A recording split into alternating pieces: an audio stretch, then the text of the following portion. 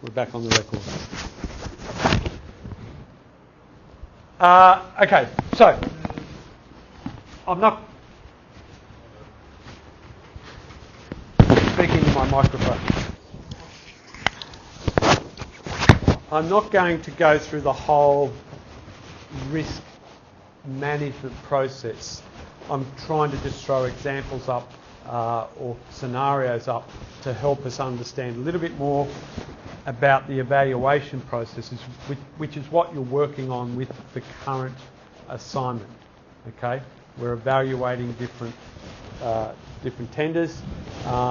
What are some of the things? So, the process: identify, evaluate the risk,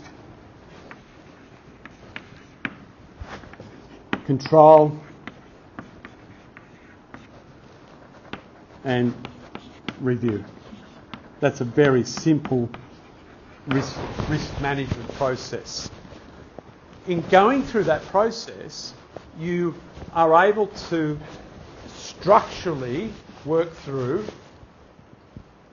to achieve something or achieve an outcome, which might be the submission of the tender, that you may not have even thought about. You may have looked at the wording on the tender website and said, no, can't do that.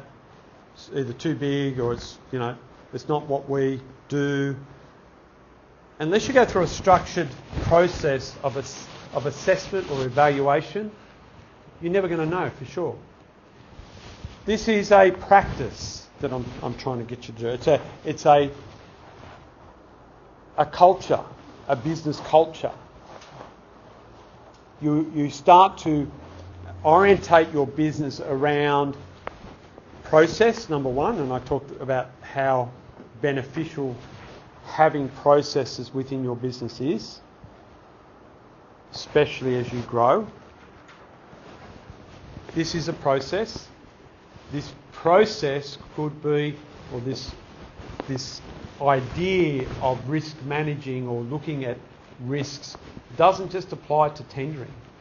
It applies to everything that we do in our daily lives, but specifically in our work. Do I buy this vehicle for my business? Yes or no? Or what is the best vehicle to buy for my business? Pros, cons, risks, all that stuff. Risk to business. Not risk to life, risk to business. Yeah? Okay. Control mechanisms. There's depending on what you've identified and the outcome of your evaluation as to the control. Okay. What other, let's give us another scenario to play around with this a little bit. Size of what would be another risk or negative about a particular job, do you think?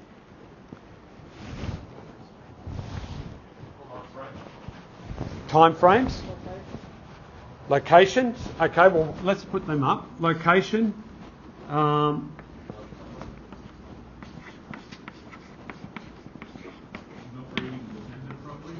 Good. Yes.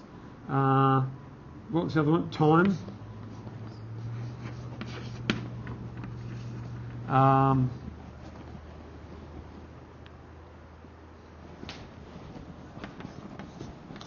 Poor tender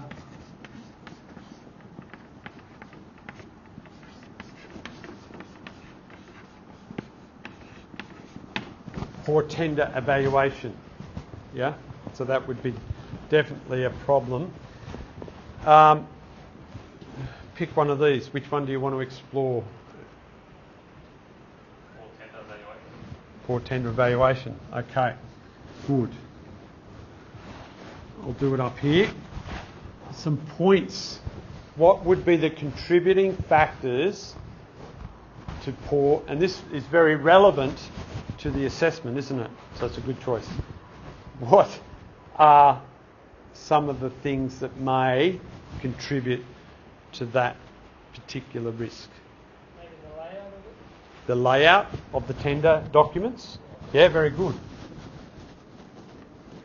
Layout or format.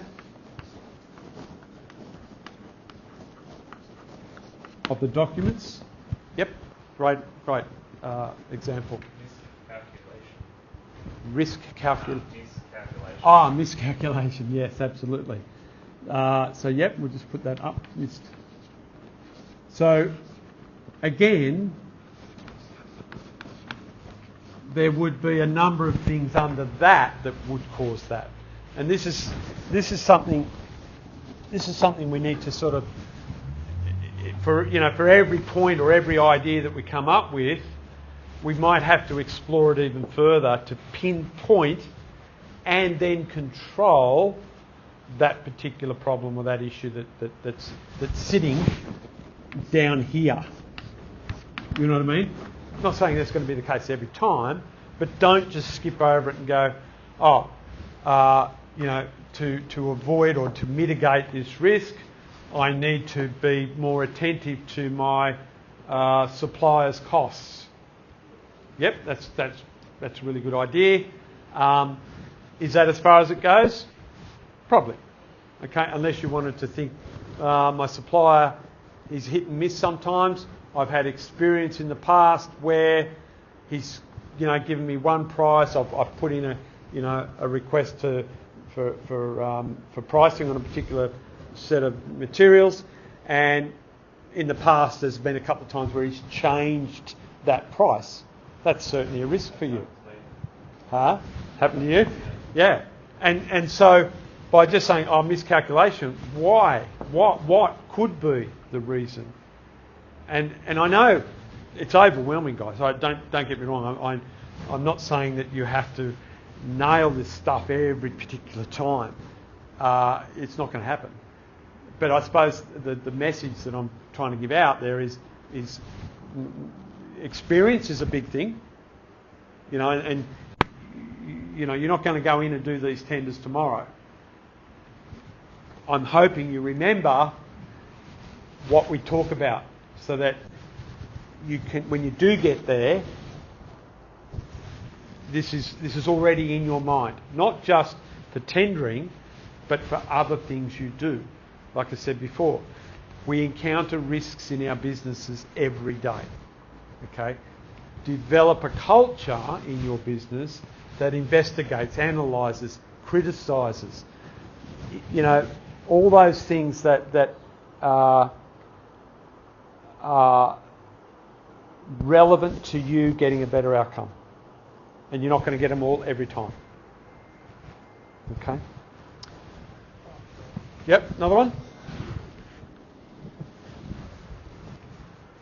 Poor tender evaluation. Now, just if I can say this, in evaluating the tender in relation to your calculations, okay, very connected. I totally agree with that. But if we, as another point here, what would be one of these points? Another one of these points is probably the best way to ask. What could cause you having a missed calculation, or the final price that you put in?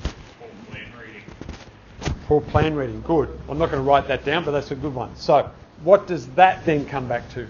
What's the underlying problem with poor plan reading? Yeah. No. We're evaluating. Huh? Yeah. Okay. So. Poor education. Yes. That goes back again. I'm going to keep going back to this. In your organisation, what roles are you going to give to what people to do what jobs? Comes back to what's their education, what's behind them, what do they know, what's their experiences, etc., etc. So choices you make in these processes are important. You would know that already. For those of that you're on doing site work or other work, you don't just go and throw a job or give something to somebody without knowing or having some perception on their abilities to get a good outcome for that job. Yeah? I'm probably talking obvious things here, but food for thought. Okay. All right. Ms. Camp, what else? Anything else for poor tender evaluation?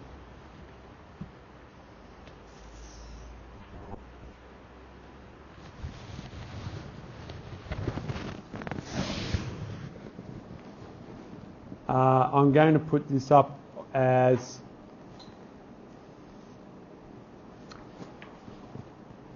RFIs. I'll put RFIs up because we've talked about that. Have you asked enough questions? Have you clarified by the use of RFIs, request for information, or have you just sort of said, no, I'll just that'll be okay, you know? Or maybe someone else will ask that question, or clarity. I need clarity. Maybe someone else will do it. So, poor tendering is connected to the available information.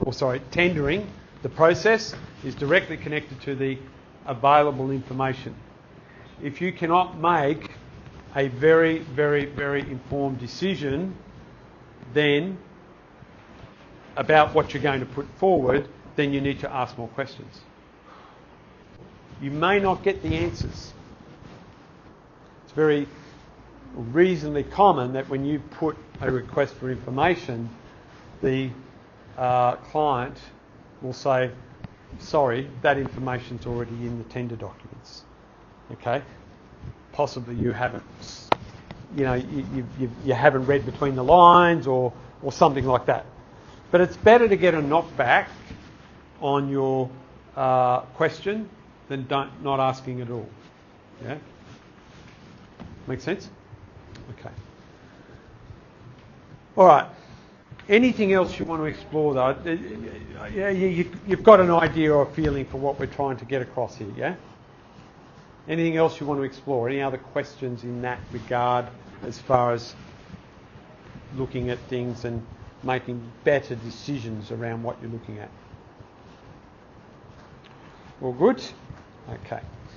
So, if you're happy with that side of things, let's go back to the specifics of the assignment, and let's just have a look at that so you're all very clear before we wrap up, all very clear on what those requirements are. So I should have assessment task number 2 is here.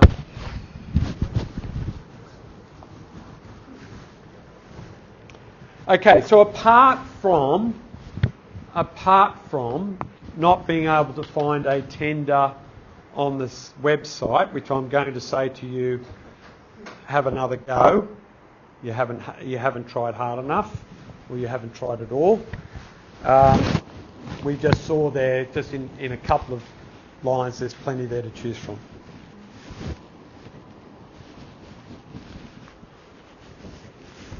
Okay.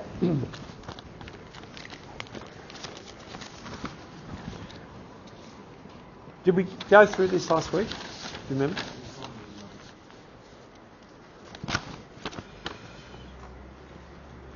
Oh, yeah, I mean, but we looked at it. This is very, very straightforward. So,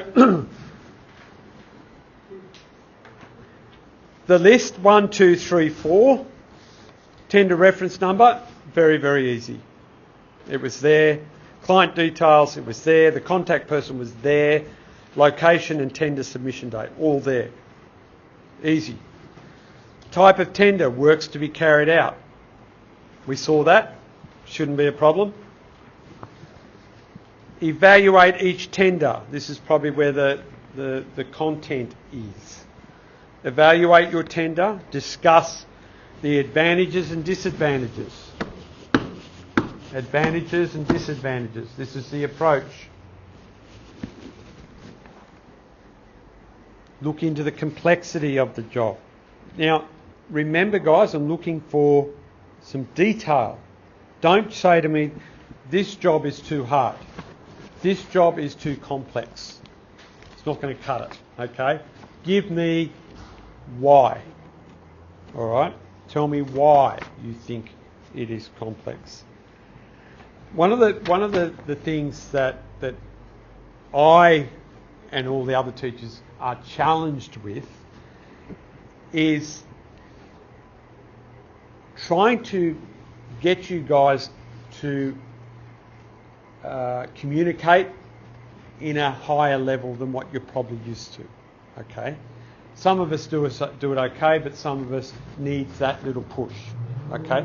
The expectations from us in your assignments and your assessments that come to us are looking for higher level communication. Okay? Does everyone understand what I'm saying? Yeah?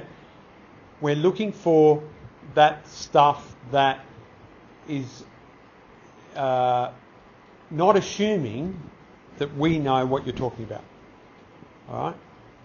So I want you to pay attention to that, because it's a big problem for us when we read through your material.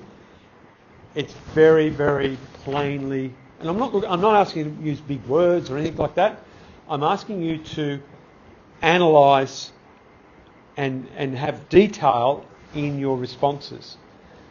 The biggest thing that we get from the reports that you give us is that you don't give a damn. All right? I'm being very blunt, but I'm going to get through this as quick as I can. I'm going to write it as quick as I can because I just want it out of my face. Okay? Yep. We see that. And most of that, we see that through the way it's written. Okay? If you approach it like that, it's very difficult for us not to come back to you and say, look, can you try again? Give us more information. But that's a pain in the neck for us and you. Okay? Especially when it's a week out from the end of the year. Put in the effort. Okay? Put in the effort.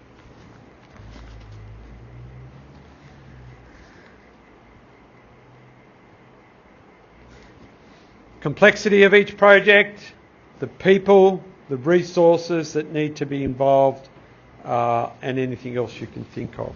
Let's just explore those couple of things a little bit more, just to help you through. I'm going to rub this out, is that okay? Everyone's sort of got what they need out of that?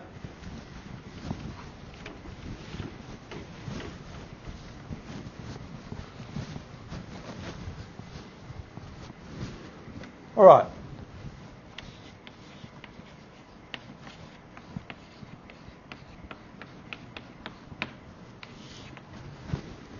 What are some words that we could attach to complexity in regards to tendering or building projects? Remember, your scenario is my company, my organisation, that I hope you already have a vision of through the first assessment, the letter. Okay? What are some of the words? Michael? Sorry? What are you looking at? Is it Tendering. Okay, all right. I'm glad. What are some of the words or some of the things that we would want to have want you to talk about in your assignments? Technicality. Good one. Technical. I'll just put technical. Okay, that's good. More words on that one. What sorts of things would be that under that? Experience of your... Or just not experiencing within that sort of job. So that's you. Yep. Yeah, so your experience and others, your contractors or subcontractors, yeah? Yeah, so I'll just put here subbies. Sorry, what is it? Knowledge. Yeah, well that's what we're saying is experience, yep, okay, and knowledge. For both you and your subcontractors that you'll be using to do that job. Okay. Okay, I'm going to drill deeper now into this. Examples of technical issues that may occur in a typical building construction job. We're going to say technical. Okay, so that complexity and finances. Yep, certainly the financial sides can be too technical for us to want to get into, as opposed to financial risk, or as separate to financial risk. So certainly could be a complex matter, depending on what they're asking for and other things. So, drilling down deeper, what sorts of things would you be challenged on here? Not saying you personally, but what sorts of things might be in the tender documentation that you pick up? Detailed work. The detailed work. Say, carpentry work or bricklaying. Okay. Or stone masonry. Okay, so what, quality level or? More finer detail. So Trying to find the actual trades that know how to do that sort of stuff. Okay. So I'm gonna go back and say quality again. Yep. Yeah, because. Building houses all produce different chemicals. Oh yeah, I'd like to say no, it isn't, but yes, you're right. It shouldn't be, but it is. We won't go down that road, but so it is. That's why I'm going back to the quality. It's the quality expectation, or the expectation. Sorry, the level of quality expected by the client. Yeah. And yes, that often is shown or highlighted in the level of detail or that's involved with that project. Yeah, so good. So I'm going to put quality, and you're going to say, yes, I do. My business is all about quality. That's our number one priority, etc., etc. But you are limited by your subcontractors and to a degree yourself. Yeah. So that's good. So, again, just exploring a couple of these points around complexity. We're not, there's probably a whole lot of other things under technical that we could come through or come up with. But again, I'm just trying to give you some pointers at this point. Financial complexity. Let's go with that because it's sitting there. What would be an example of financial complexity? We've already talked about financial risks and financial financial challenges as far as getting the finance. But what about financial complexity? What's that saying to us?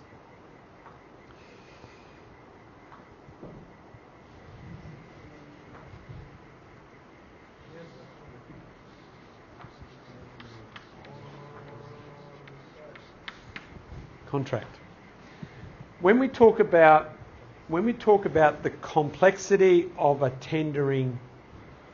the complexity of a project, which is going to be reflected in your submission and the way you approach it, the finances are finances are mostly connected against the contract. Okay. Again, we're putting aside everything else we've talked about with financials. Okay, this is not about the bank and you or your investors or getting investment. It's about the complexity around the financial arrangement within the contract. Make sense? What could be an example of that? We sort of touched on it before. Yeah. So I'm going to put there unrealistic or unachievable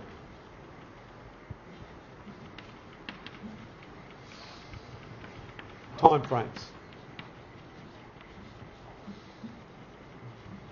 Okay? It's a quite an easy, and you know, if for those that are looking, I'll say it differently. I would love to see you guys looking into the tender documents in enough depth to actually see this stuff. If you can, it may not be there, but if this comes up and you've got some idea of contract and the arrangements to get your head into that. Please. Get a pen? Yeah.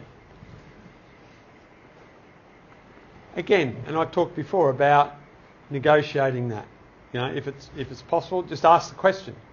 You know, I feel this is unrealistic because this, and this. Can we talk about it? Worth a go. Other financial complexities. Who would be in charge of that time frame on an actual project like that on a government job? Usually a guy we call the superintendent. That's in our experience with public works.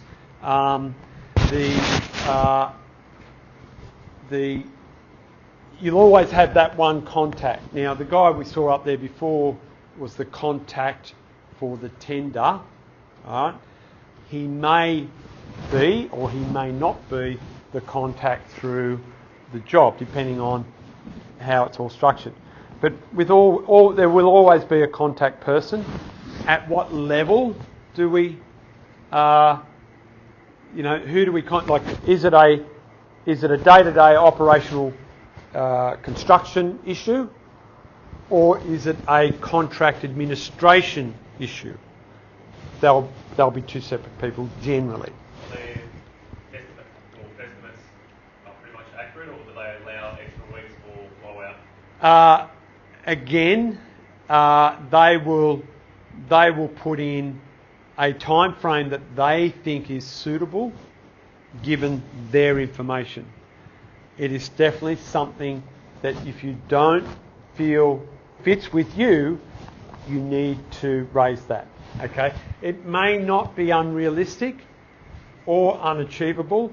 It just may not suit your current operations. Okay? And it is definitely worth putting out there. Remember I said that before the submission date passes, you have an opportunity not only to RFI, but also usually there's a site meeting or some sort of meeting that the tenderers can go to. And these are the things that can be raised, and it's not a bad time to raise them because there might be half a dozen tenderers sitting around the table and they go, oh yeah, man, I thought the same thing. This is just no way that's going to happen. So all of a sudden there's safety in numbers, or you're going to get more impact because everyone's thinking the same thing. It could go the opposite way. Somebody says, no, that's okay, I can do it in that time. Could go that way. Who knows? But again, like I said, don't not ask. Always ask. Okay, I've just put up another word, variations.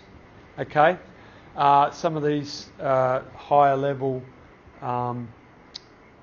tendering processes or the projects as they move through are very complex in how they manage their variations. We've talked about variations and the need for them to be very formal and in writing.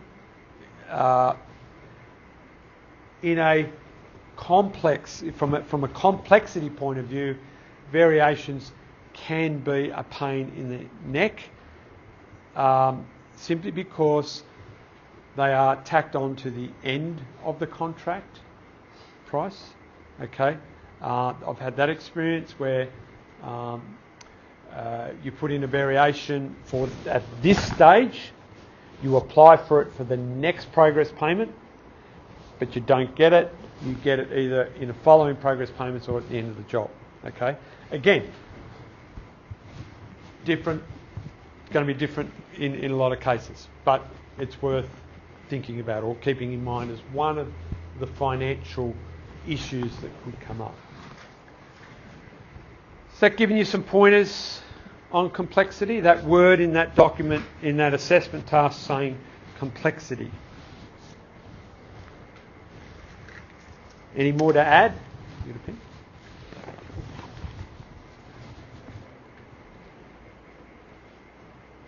We're all happy? Got enough out of that?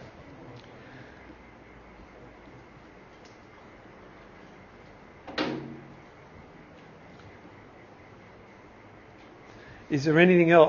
I can't see anything else there that's going to be a stopper on your doing a good assessment here, assignment. All good? Okay, well I'm going to wrap it up because I can't give you anything else to help you with that. I'm not going to move forward to any new material until I start to get a feeling that you've got that under control. So next week, guys, when I ask the question, how are you going with your second assignment, hopefully I'm getting a bit better responses than I did tonight.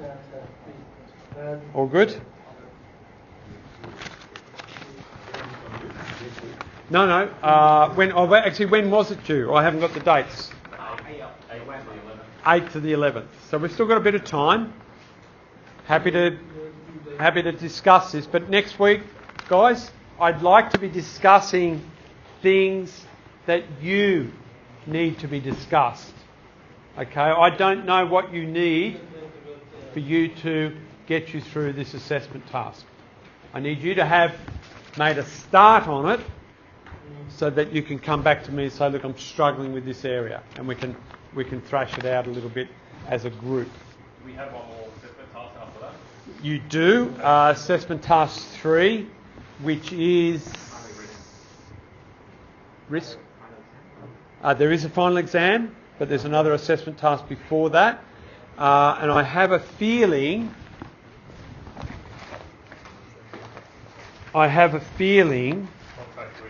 contract risk. So it's about looking into the contract a little bit more closely. I haven't read the actual wording on the assessment task, but I dare say, okay, with the tender that you've chosen, let's put a contract against it. Okay, whether there's one there or not. Something you draw up? Draw up, that's probably too... No. For us, no.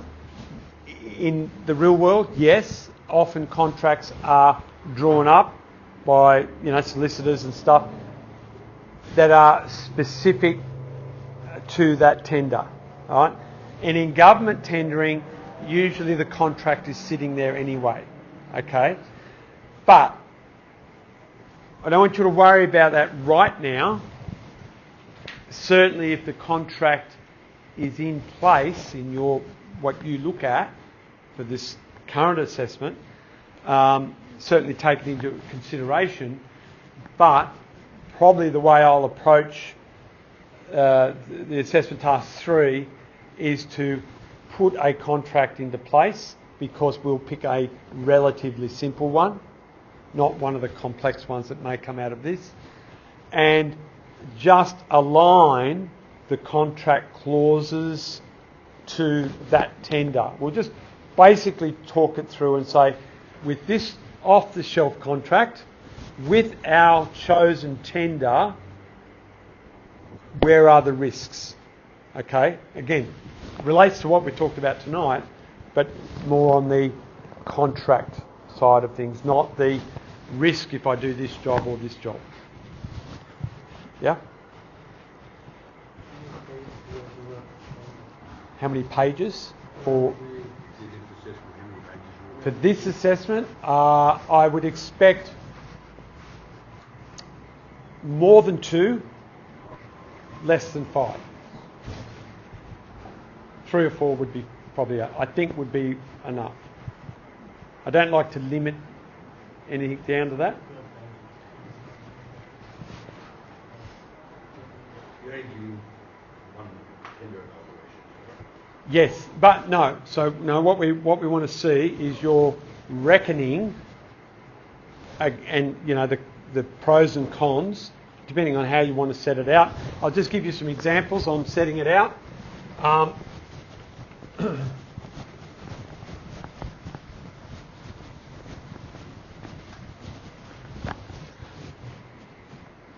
One way to set it out is to, I don't want you to do that, okay, 10 to 1, 10 to 2. I don't want that. Like that, and he was saying that he wants something like that. Who said that? God, Oh, did he? Okay. Apologies, we all come from different angles. The reason I don't necessarily want to see that is because what are we comparing? Okay. What are we comparing? Just writing a list of things that this has and a list of things that this has, yeah, there's sort of a comparison, but it doesn't give us a good look at the comparisons in my book anyway. And that to me is a bit restrictive. It doesn't allow you the freedom to you know, write and elaborate. Yeah.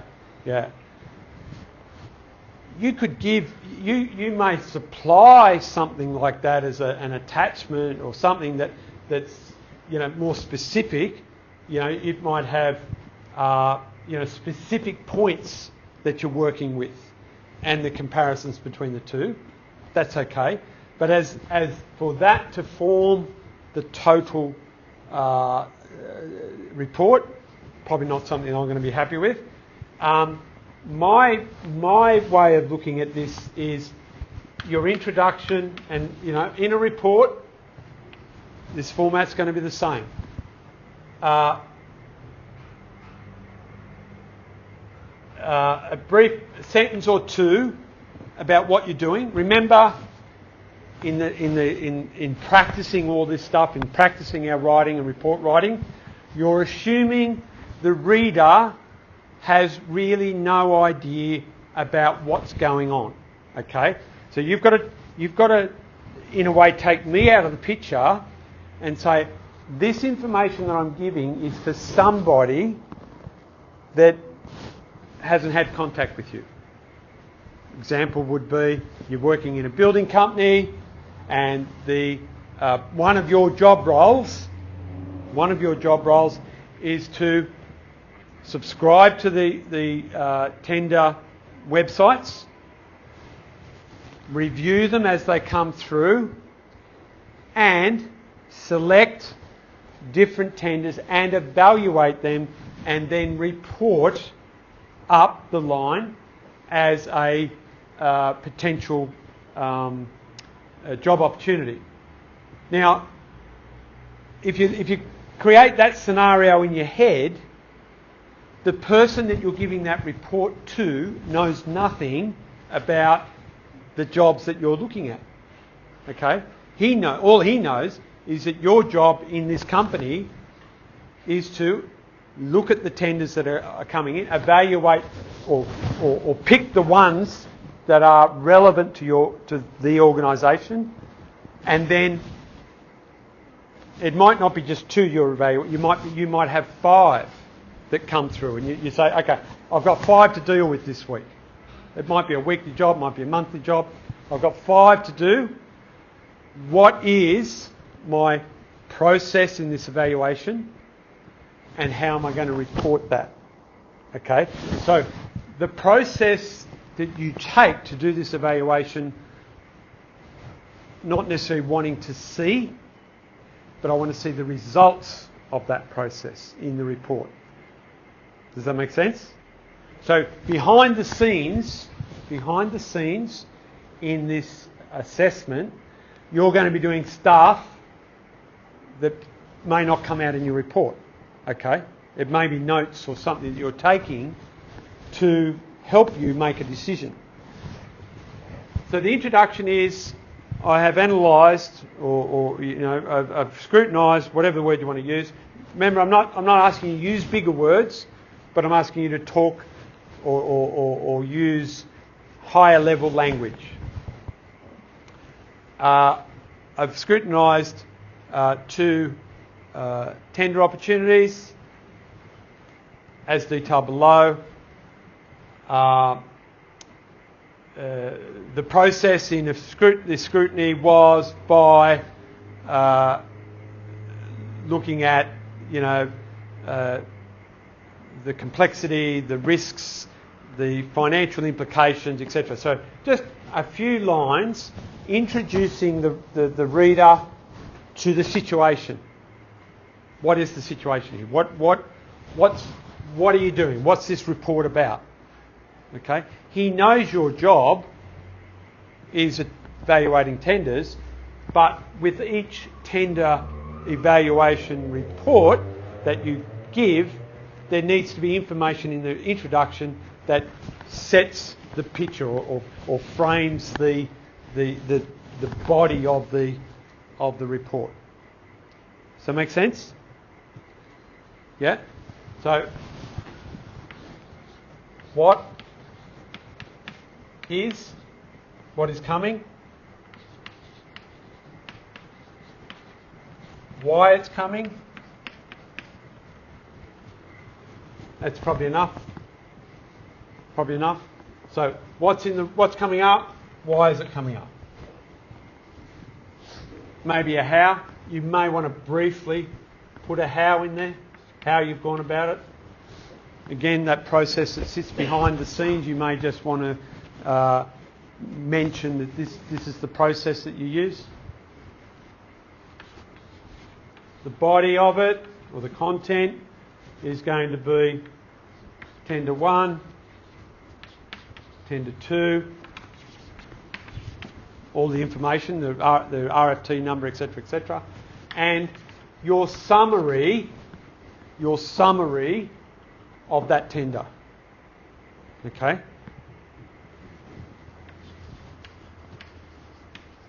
That be number 4.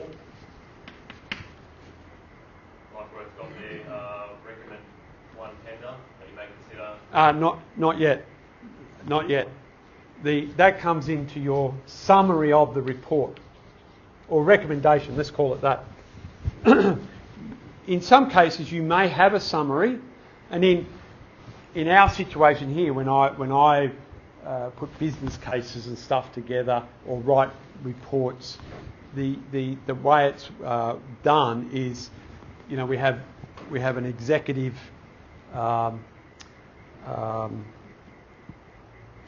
summary. Okay, so it's a summary of the whole report, but you don't have to do that. But what happens is you go through this process. That process is then summarised, and that'll be a few lines, and then there will be a one-liner recommendation, which is based around that summary. Okay? The last word in your summary, therefore, I recommend. Yeah, makes sense? So we've looked at it, we've summarised it, we've put that detail in our body, we've come up with a summarised, of our evaluation, our outcomes, if you want to call it that, and then your recommendation, one-liner. Because in your recommendation, you don't need to say why you're recommending it, because that's already up here. Does that make sense? Okay, it's a little bit of a push maybe for some of us, but I think it's important. Important practice, important way to move ourselves. So it would be like, therefore, I recommend tender number 1. Yep. And then that'll be the end of that. That's it. Yeah, provided you've got... But within the summarise, you put your... Yes. I've chosen tender 1 over tender 2 for X, Y, Z. You don't even have to say that. What you need to say, you can, I'm not saying don't, but you don't have to, because it's obvious that you've been working on 2 tenders. You can say, in your summary, for instance, it might be, due to our current financial commitments. A tender number one would be too high a risk or too much of a challenge. Tender number two, you could just say that about tender one. Okay, so, and again, that's not said here because this is the summary of the tender, scope of works, all that sort of stuff. So, yep, down here, the points to pros and cons. Okay, pros and cons. The bigger pros and cons. The things that are going to make the decisions about why you're recommending. Okay. This document, this three, as I said, I think what I say, no less than 2.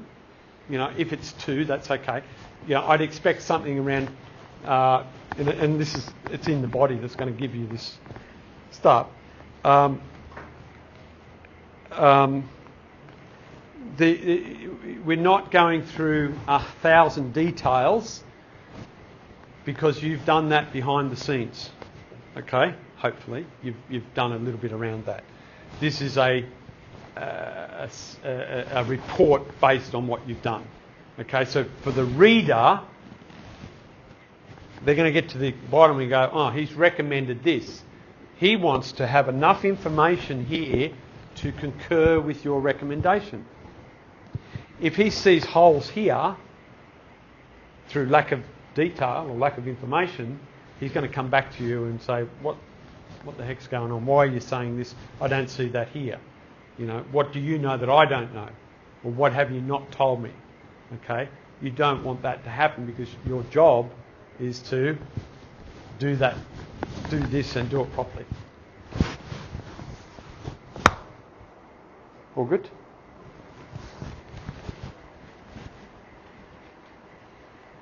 Any other questions?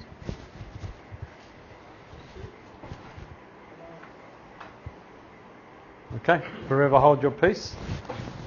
Thank you for your attention.